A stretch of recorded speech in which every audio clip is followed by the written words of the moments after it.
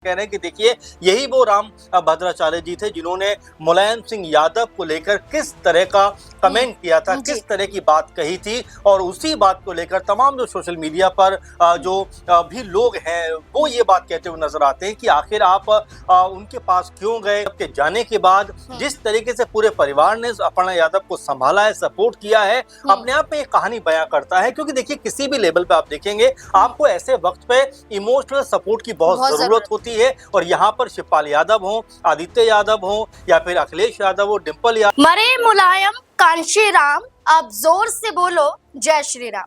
अप्रैल 2023 में जगत गुरु स्वामी राम भद्राचार्य ने ये बयान जारी किया था और इस बयान के बाद सपा द्वारा उत्तर प्रदेश में एक बड़ा विरोध प्रदर्शन किया गया था कि आप मुलायम सिंह यादव और कांशी राम का अपमान कर रहे हैं,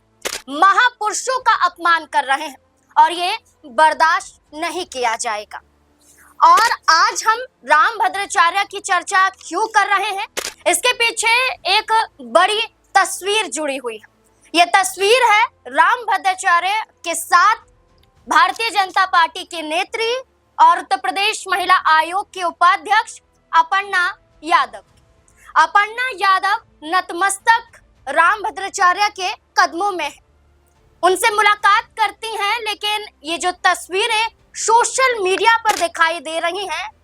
इसको लेकर अभी तक पुष्टि नहीं की गई है कि ये तस्वीर हाल फिलहाल की है या पुरानी है। लेकिन सोशल मीडिया पर धड़ल्ले से इन तस्वीरों को दिखाया जा रहा है और इस तस्वीर के बाद सवाल उठने लगे हैं और सवाल अपर्णा यादव पर उठ रहे हैं। सवाल उठ रहे हैं कि बीते कुछ दिनों पहले आप प्रधानमंत्री नरेंद्र मोदी की तस्वीर को साझा करके उन्हें लंबे समय तक प्रधानमंत्री के पद पर बने रहने के लिए सम्मानित करती हुई, बधाई देती हुई नजर आती हैं और इसके बाद जो मुलायम सिंह यादव और कांशी राम का अपमान करते हैं उनके पास जाकर आप नमन करती हुई नजर आती हैं। तो इसी से बड़े जो मुद्दे हैं वो निकल कर सामने आ रहे हैं कि अपर्णा यादव क्या विचार कर रही है, क्या रणनीति बना रही है, राजनीतिक लिहाज से क्या करना चाहती हैं, क्योंकि उत्तर प्रदेश में विधानसभा चुनाव आने वाला है, ज्यादा समय बाकी नहीं है, कुछ ही महीनों का समय बाकी है और एक विधानसभा चुनाव तय कर देगा कि यूपी में सत्ता परिवर्तन होगा या फिर नहीं होगा। और इसी मुद्दे से जुड़े हुए कई सवाल हैं और सवालों के जवाब पाने के लिए हमारे साथ हमारे सीनियर जर्नलिस्ट अमन सर जुड़ चुके हैं। सर बहुत बहुत स्वागत है आपका। सर शुरुआत में मैंने कुछ लाइनें बोली और इसके बाद हमने जगत गुरु स्वामी राम भद्राचार्य का जिक्र किया, लेकिन इनसे ज्यादा जरूरी हो जाता है अपर्णा यादव का उनसे मुलाकात करना। आपको क्या लगता है कि इस मुलाकात के पीछे और क्या मायने निकल सकते हैं राजनीतिक रूप से? देखिए बिल्कुल जाहिर बात है क्योंकि जगत गुरु राम भद्राचार्य जी को लेकर समय समय पर जो उनकी टिप्पणियां हैं वो विवादों में घिरते रहते हैं और यहाँ पर जिस तरह से अपर्णा यादव उनके चरणों में बैठी हुई दिखाई पड़ती है तो जाहिर बात है कि देखिए बहुत बड़े गुरु हैं, तमाम वेदों के ज्ञाता हैं, तो उस नाते भी उनको नमन करना, नतमस्तक होना उनके सामने कोई कह सकते हैं कि कोई खराब बात नहीं है, बल्कि ये बेहतर बात है, संस्कारों की बात है। लेकिन लोग जो सवाल उठा रहे हैं वो क्या कह रहे हैं कि देखिए यही वो राम भद्राचार्य जी थे जिन्होंने मुलायम सिंह यादव को लेकर किस तरह का कमेंट किया था, किस तरह की बात कही थी और उसी बात को लेकर तमाम जो सोशल मीडिया पर जो भी लोग हैं वो ये बात कहते हुए नजर आते हैं कि आखिर आप उनके पास क्यों गए, क्यों उनके पास जाकर इस तरह से बैठे। क्योंकि फोटो में न सिर्फ वो बल्कि उनकी छोटी बेटी पदमजा भी दिखाई पड़ती हैं। तो इसी बात को लेकर सवाल उठते हुए नजर आते हैं कि जिन्होंने आपके ससुर जी का सम्मान को ठेस पहुंचाई, अपमान किया है, जबकि दिवंगत जो है वो है भी नहीं दुनिया में, तो ऐसे में इस तरह की बातों को दिखाना, दर्शाना, आखिर अपर्णा यादव क्या बताना चाहती हैं इस तस्वीरों के जरिए, क्योंकि हम पुष्टि तो नहीं करते तस्वीरें कहाँ की हैं, कब की हैं, लेकिन जिस तरीके से वो इसमें नजर आ रही है कम से कम ये तो कहा जा सकता है कि ये हाल फिलहाल की तस्वीरें हैं। अब ऐसे में प्रतीक यादव को लेकर भी लोग सवाल उठा रहे हैं कि उनका भी जो निधन है वो हाल फिलहाल में ही हुआ था, 13 मई को उनका निधन हो गया था, 1 महीना होने वाला है। ऐसे में अब तक पॉलिटिक्स से पूरी तरीके से दूर रही अपर्णा यादव, कोई बयानबाजी नहीं, कोई सोशल मीडिया पे पोस्ट नहीं, लेकिन जैसे ही पीएम मोदी सबसे अधिक समय तक रहने वाले पीएम बन जाते हैं उस तरह का रिकॉर्ड वो तोड़ देते हैं और अपने नाम ही रिकॉर्ड कर लेते हैं। तुरंत अपर्णा यादव का पोस्ट यहाँ पर आता है जिसमें वो पीएम मोदी की बढ़ाई करते हुए नजर आती हैं, बधाई देते हुए नजर आती हैं और लंबे समय तक उनको शासन करने के लिए कहीं ना कहीं उनके लिए एक बधाई संदेश भी देती हुई जो दिखाई पड़ती है। लेकिन अहम सवाल क्या है कि देखिए जिस तरीके से पूरा मामला है, अगर हम अपर्णा यादव के परिवार को देखें, यानी यादव परिवार को देखें, तो प्रतीक यादव के निधन के बाद हर एक जो यादव परिवार का सदस्य था वो अपर्णा यादव के साथ में न सिर्फ खड़ा हुआ था बल्कि मजबूती के साथ में उनका साथ दे रहा था, उनके दुख को बांट रहा था। लेकिन अब जब अदिति यादव के ऊपर सोशल मीडिया पर कोई कमेंट किया जाता है तो जाहिर बात है कि उनको इस पे अपना मत रखना चाहिए। और वैसे भी देखिए, अगर हम उस लिहाज से भी देखें कि वो महिला आयोग की उपाध्यक्ष है उत्तर प्रदेश की, तो जाहिर बात है कि उनको इस तरह से भी अपनी बात को रखना चाहिए था कि भाई जो भी हो, लेकिन वो परिवार तो एक है ही, लेकिन किसी बेटी का अपमान अगर इस लेवल पर जाकर हुआ है तो अपर्णा यादव को अपना पक्ष रखना चाहिए था। लेकिन उस पर कोई अच्छा सर, यहाँ पर एक और सवाल आता है, ये सवाल आता है कि अपर्णा यादव क्या अपने चाहने वालों, अपने समर्थकों को गुमराह कर रही हैं, धोखे में उन्होंने रखा हुआ है? क्योंकि जहां सपा के तमाम कार्यकर्ता नेता सिर्फ ये मांग कर रहे हैं कि अपर्णा यादव को सपा में आ जाना चाहिए, जहां ये कहा जाता है अखिलेश यादव द्वारा कि उनकी पार्टी और घर के दरवाजे खुले हुए हैं, जहां शिवपाल यादव ये कहते हैं कि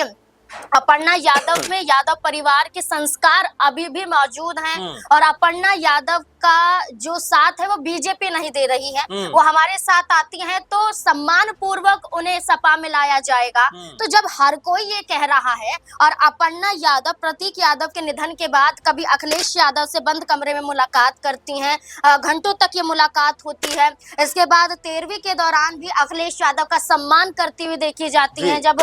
भोज का आयोजन किया जाता है तो परिवार पूरा बैठा हुआ नजर आता है तो खुद परोसती हुई दिखाई देती हैं। इसके बाद सोशल मीडिया पर जो पोस्ट साझा की जाती है प्रतीक यादव के निधन के बाद 13वीं को लेकर, उसमें परिवार वालों का नाम लिखती है। लेकिन जब सार्वजनिक रूप से उन्हें कबूल करना चाहिए कि आप सपा की तरफ जाएंगी, परिवार की तरफ जाएंगी, जब आप कुछ नहीं कहती हैं तो आप गुमराह नहीं कर रही हैं, तो क्या है? देखिए बिल्कुल जाहिर बात है कि जब उनको बीजेपी की तरफ से महिला आयोग में उपाध्यक्ष बनाया गया था नाज़मीन, उस वक्त भी काफी नाराज खफा दिखाई पड़ी थी और बड़ी मुश्किल से उन्होंने इस पद को ग्रहण किया था। लेकिन अब जब मामला अलग किस्म का नजर आता है, क्योंकि प्रतीक यादव आपने सही कहा उनके पति अब दुनिया में नहीं है, तो जाहिर बात है कि उनका कदम कदम पर साथ जो उनका परिवार देता हुआ दिखाई पड़ता है। आप देखेंगे जो पदमजा जो इस फोटो में भी नजर आ रही है अखिलेश यादव के साथ में, यानी अपने ताऊजी के साथ में बैठी हुई दिखाई पड़ती है। और देखिए यही परिवार होता है कि अखिलेश यादव वहां पर इतने बड़े नेता होने के बावजूद बच्ची के साथ में बैठकर उसका दिल बहलाने की कोशिश करते हैं, चॉकलेट उसको देते हैं और जब उससे वो चॉकलेट नहीं खुलती है तो बाकायदा खोल के भी देते हैं। उसके बाद आप देखेंगे डिम्पल यादव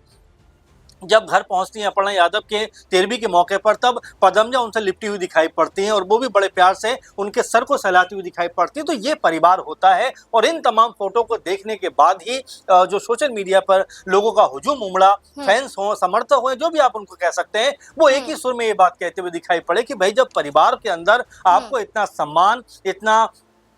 जो है साहस कहीं ना कहीं मिलता है कि जहां आपके दुख में, दर्द में, गम में पूरा परिवार आपके साथ में आकर खड़ा हो जाता है और आपको ताकत देता हुआ दिखाई देता है, तो आखिर आपको बीजेपी में रहने की जरूरत क्या है, ये लोगों का मत था। और अब जब ये पूरा मामला सामने निकल कर आता है, जब वो पीएम मोदी को बधाई देती हैं और ये जो फोटो वायरल हो रहा है जिसमें वो राम भद्राचार्य जी के कह सकते हैं कि कदमों में नतमस्तक हैं, तब भी लोग ये सवाल उठा रहे हैं कि जिन्होंने मुलायम सिंह यादव जी को लेकर जिस तरह की अमर्यादित टिप्पणी की थी, आखिर उनको इस तरह से नतमस्तक उनके सामने होने की क्या जरूरत है? अच्छा सर, इसमें एक सवाल, छोटा सा सवाल यहाँ पर जुड़ जाता है कि खुद अपर्णा यादव ने जब वो बीजेपी में आ गई थी ये कहा था कि मैं मुलायम सिंह यादव से आशीर्वाद लेकर आई हूँ, और वो ये कहते हैं कि जो फैसला लेना है वो आपका है, और उस फैसले का स्वागत मुलायम सिंह यादव करते हुए नजर आए थे। उन्होंने विरोध नहीं किया अपर्णा यादव का कि आप बीजेपी में क्यों जा रही हैं, आशीर्वाद दिया बाकायदा, और खुद ये कहती हैं अपर्णा यादव कि वो मुलायम सिंह यादव को बहुत मानती हैं। देखिए बिल्कुल नाज़मीन, दो बातें, एक बात यह है कि शिवपाल यादव एक समय नाराज हो गए थे, अलग पार्टी बना ली थी,